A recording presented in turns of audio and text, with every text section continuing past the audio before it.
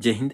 Economy में एक term आती है यील्ड रेट, तो इसको समझते हैं। यील्ड रेट हमें बताती है कि कोई गवर्नमेंट सिक्योरिटी या गवर्नमेंट बॉन्ड है, उस पे कितना इंटरेस्ट हमें रिटर्न में मिल रहा है, दैट इज यील्ड रेट। तो यील्ड रेट एक रेशियो होता है absolute return to the market price of the bond into 100।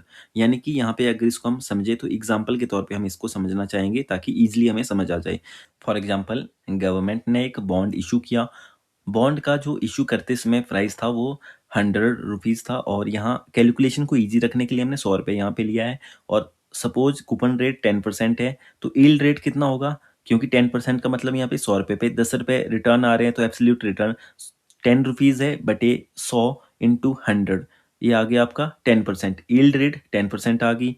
Suppose person ए ने इस बॉन्ड को बी को बेच दिया। जब ए पर्सन ने इसको खरीदा था तो 100 रुपये में खरीदा था, 10% यील्ड रेट थी, तो 10 रुपये रिटर्न आ रहे थे 100 रुपये पे। तो जब बी पर्सन को इन्होंने ये बेचा 120 रुपये में बेचा, 120 रुपये में बेचा, लेकिन एब्सोल्यूट रिटर्न तो 10 रुपीज़ ही आएंगे इस पे। लेकिन जो मार्केट प्राइस है वो तो बढ़ गया, वो 120 रुपये में इन्होंने इसको खरीदा। तो यहाँ पे यील्ड रेट की अगर हम बात करें तो 10/120 इंटू 100 इज इक्वल टू 8.33%। यानी कि यील्ड रेट यहाँ पे डिक्रीज होगी, 10% से 8.33% होगी। इसका सीधा सीधा मीनिंग ये हुआ कि जब भी बॉन्ड का प्राइस बढ़ता है, मार्केट प्राइस बढ़ता है, तो यील्ड रेट घटती है। जब भी बॉन्ड का मार्केट प्राइस डिक्रीज होता है तो यील्ड रेट बढ़ती है। Thank you.